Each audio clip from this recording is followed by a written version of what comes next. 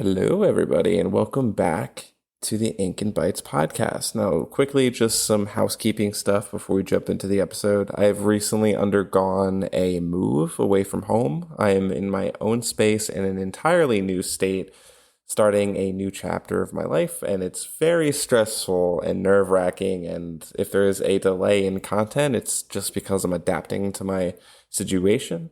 I still am motivated to do two blogs and two podcasts a month, but if I ever fall behind on that, just know I'm not giving up. I'm not stopping. I'm just very busy. I'm going to have to take on a lot more work and be a better adult just to stay afloat nowadays. So otherwise, it's an exciting change. I've been looking forward to it. And if anyone feels inclined to help me keep doing the podcast and making this content for y'all, feel free to go over to my Ko-Fi. It's ko-fi.com/worldbuilder. Any amount helps. I have a $5 a month membership that allows you to get a shout out, and I'm going to be working on some other special things like bonus episodes for membership specific subscribers. So with that being said, that's pretty much all of the housekeeping stuff. Let's jump right into it.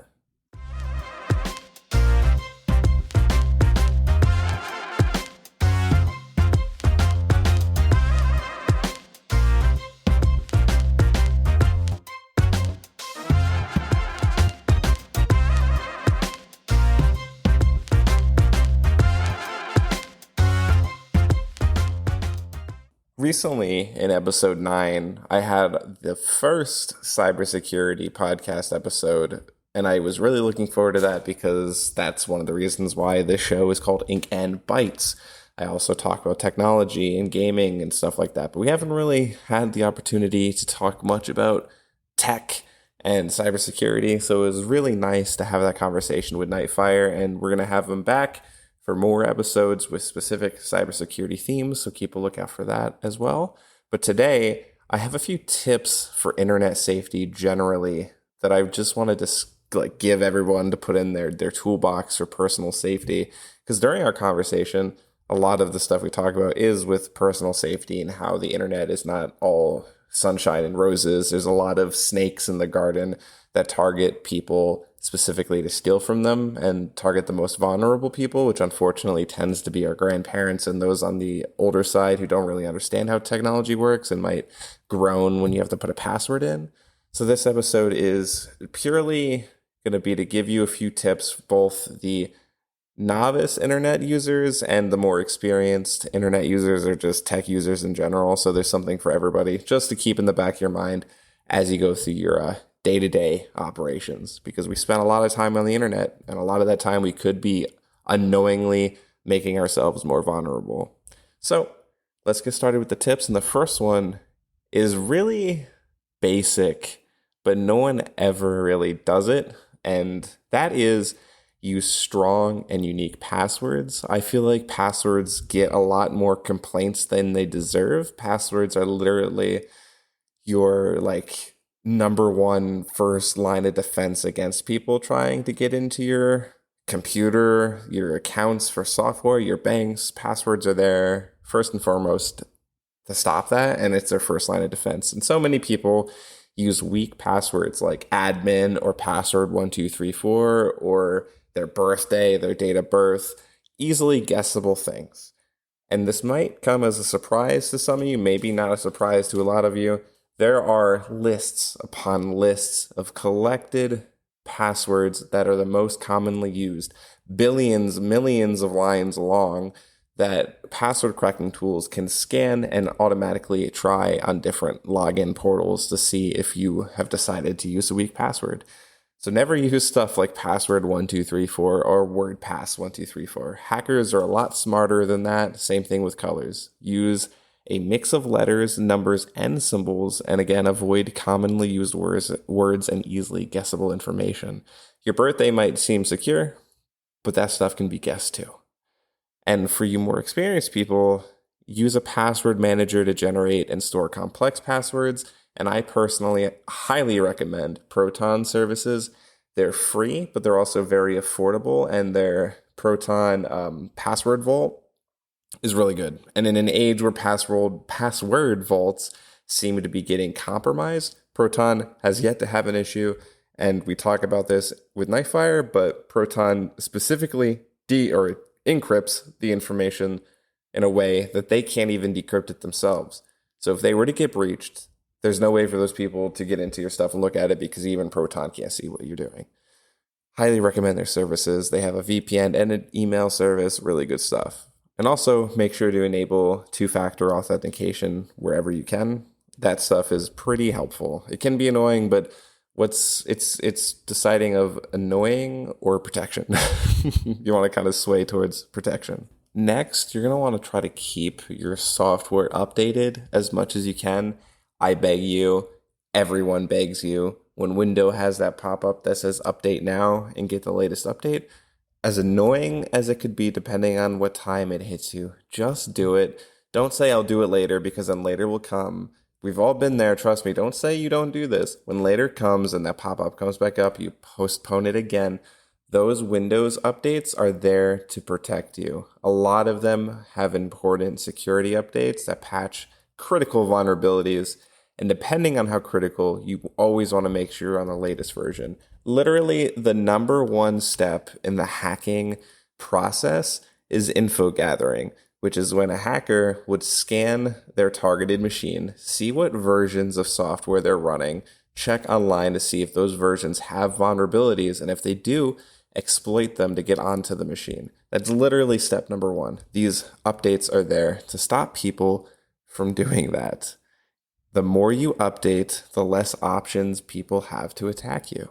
And it's a rule of thumb for nearly everything cyber related. Just be aware and willing to learn. So just stay up to date if you can about what the most recent vulnerabilities are and what it affects. And if you are in that group of people, make sure you have the most recent update if there's a patch that fixed it. You never want to be behind. It's always worth to update. And the tips, again, I do this novices first, then for more experienced. Enable automatic updates on all devices and applications, and regularly check for updates if automatic updates aren't available. Windows, nice, it does that for you. And for the more advanced, understand the types of vulnerabilities addressed in the updates and use tools like WSUS Offline Update to manage updates in complex environments. And that is just a software that allows you to kind of work in the Microsoft suite offline. The next tip I got for you is be wary and understand common phishing scams. And when I say phishing, I don't mean going out to a lake with a fishing pole and trying to catch the biggest one in the lake. What I mean, they sound the same, but they're spelled differently and they have two different meanings. Phishing, in this sense we're talking about here in cyber, is the act of sending out a mass of fraudulent emails to get people to interact with it and click on a link to go to either a malicious website and download a file, which will then compromise your machine and allow them to blackmail you or do whatever they want. Phishing is like throwing a net in a digital environment and seeing how many phishes, aka emails of people you can get. Phishing is most common if you're in a business ecosystem with large networks and a lot of different machines connected, because that allows attackers to blackmail for information or skill vertically if they get in one place. So phishing is more common if you're working in a company. If you're kind of a solo person, everybody gets spam. Spam is common, is like phishing because, they're very hostile emails. So for you novices, and I don't mean that in a mean way, it's just the way I wrote it down on my notes. Don't take out pitchforks and come at me. Don't click on links or download attachments from unknown senders. You always want to make sure you're interacting with emails from people you know. And if it's from a business or something, make sure you've done business with them in the past, because you're not really likely to get random emails from YouTube unless you are on YouTube. Same thing goes for Bed Bath & Body Works and all of those other businesses. You're likely not to get promotional emails from them unless you agree to something. So if you start getting emails like that, just make sure you trust it. And then verify the sender's email address and be cautious of urgent or alarming messages. No, your son is not arrested in a foreign country. No, some prince from Uganda doesn't love you and doesn't want to send you money. That's always a scam, and it's so common it hurts. And for the more experienced, use email filtering tools and anti-phishing software. Following that, try to use secure networks when you need to. And by secure networks, I mean things like VPNs. if you're working at home and you want to do something more private, maybe you're working on something at work that is kind of sensitive, you can always go onto a VPN and obscure your IP so it makes it look like you're coming from somewhere else, and it just generally provides you better browsing protection. And also, when you're out in public, and I know this firsthand, I never connect to public like utility hotspots or internets because they're not safe. Like you go to the cafe, you connect to the cafe's internet, and this isn't flame to the people who set it up, but most times those networks are set up in a rush in order to provide free internet, which is in some places required by law. And these areas are the biggest targets for MITM attacks or man in the middle attacks. And we won't get into that here because it's kind of an advanced and complex topic. But think of it like a hacker sitting in between you and your traffic, posing as something else to get you to send your information to them instead of your target destination, so on and so forth. It's a lot deeper than that, but these areas are really easy to do that, and in an office space too. Again, well, as much as I want to talk about it, I'm not going to because it could be a 2-hour episode on explaining how that works. But just always avoid connecting to public and free Wi-Fi unless you're in an area that's been vetted and you know has secure internet and networks. Usually just use a VPN in those situations. And again, I highly recommend Proton's VPN. There's a desktop app and a mobile app. So if you're out there in public, you can switch it on and, it's a little bit better. And then just avoid accessing sensitive information over public Wi-Fi. So if you have to connect to it, like if you're on a campus or something, just try not to do anything sensitive. And if you do, just go on your data.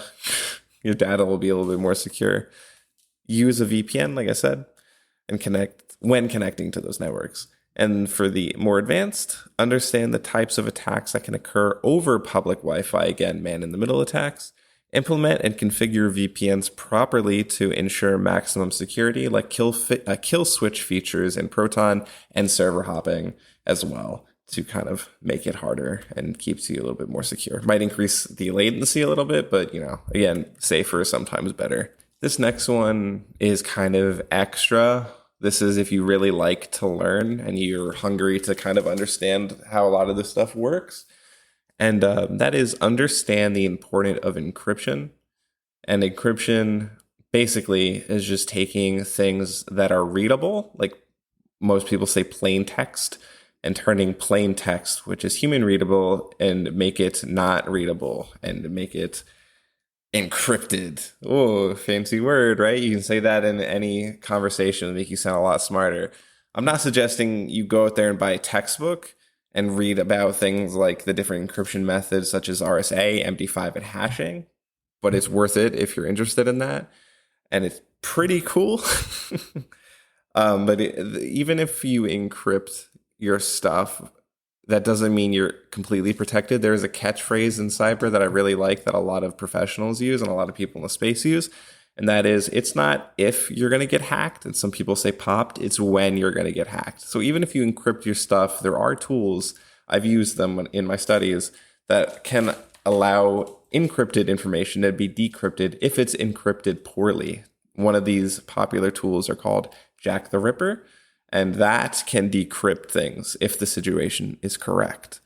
But again, these things, encrypting your stuff, most things do that for you automatically, like mail servers and communications. Your stuff is usually encrypted before you send it.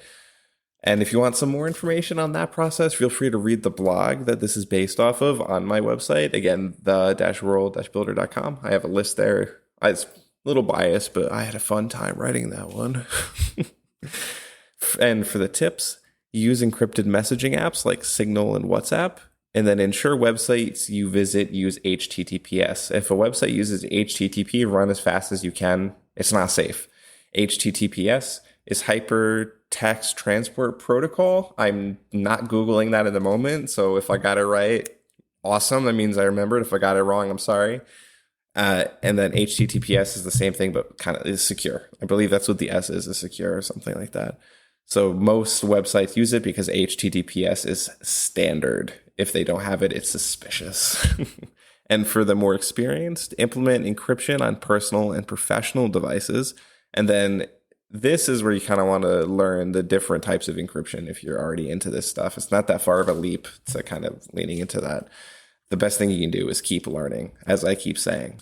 The next tip is very self-explanatory, but it isn't done enough and bears mention, and that is just practice safe browsing habits.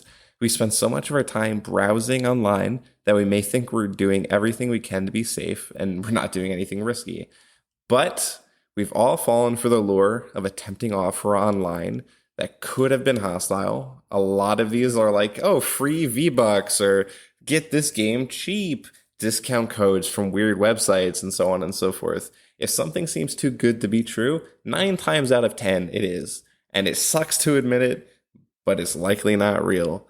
And even recently, a personal story from my end, I was working on a family member's computer trying to factory reset it because it's never been factory resetted, and it was swarming with viruses. And I actually went onto a Microsoft website that looked real and took down a phone number for my grandmother to call, and it wasn't a real phone number, and that was a whole ordeal. So even official Microsoft websites could be cloned and faked. So when you're browsing online, always read the URL, make sure it looks legit. Again, make sure you're on HTTPS, so on and so forth. The biggest thing is misspelled URLs like Facebook or something as simple as that, because again, malicious actors will prey on the people who do not understand the things. And a lot of people who aren't experienced or really don't care will never really read the URL that they're on. They'll just assume it's fine. So always check that out if you can. And again, for the tips, avoid clicking on pop-ups and suspicious links. Use a secure browser and adjust privacy settings. And for the more advanced, regularly clear cookies and cache to maintain privacy. And finally, the last tip I got for you, I've already mentioned throughout this episode, and that is educate yourself continuously. Continuously learning and advancing your understanding of internet safety and cybersecurity is one thing that is entirely within your control. You can choose to learn and be aware, or you can ignore everything and take your chances. And that is a normal thing to do if you end up doing something bad, and it does happen. It's easy to blame external factors. It's a normal human reaction, but there are countless resources available to educate yourself, many of which are free. The best thing you can do is keep learning and never be satisfied. And when something bad happens, just take it as an opportunity to be like, okay, how did that happen? How can I learn more about it? What can I do in the future to make sure my security posture is stronger so that it doesn't happen again? How can I not fall for a scam next time? So on and so forth. Just ask yourself those questions and pursue knowledge relentlessly. And given how much the digital landscape morphs and advances, staying informed is an ongoing effort, but it's worth it. If you can stop a lot of these problems from happening in the first place, you'll save thousands of dollars and a lot of headaches. And here are the tips. For novices, follow trusted sources for security news and updates, and take online courses or watch videos on basic internet security. I recommend Black Hills Internet or Black Hills Cybersecurity, something like that. It's been a while since I listened, but they're very approachable cybersecurity powerhouse, and their podcast is entertaining and informational. And for the more advanced, participate in forums and communities focused on cybersecurity, attend webinars and conferences to stay updated on latest threats and solutions. And there's constantly a bunch of different conferences going on. I almost went to a few of them, but you can find websites out there that just lists a lot of the ones that are going on, and just attend them if you can. That's pretty much all of the tips I got for basic internet security. I hope you found them helpful. I hope you learned something new, and I hope if you're an advanced user, I hope the tips that were tailored towards you maybe helped you learn something new as well. That'd be pretty dope. But if you like this type of stuff and you want to see more from me, feel free to head over to ko-fi.com/worldbuilder and subscribe for $5. I'm working on some extra perks, but it gives you a shout out. Any little bit helps me keep doing this as a side hobby, and I love doing it no matter what. It's fun to talk into the microphone and just be a little bit educational for once. So thank you again, and I'll see you in the next one. Be safe out there.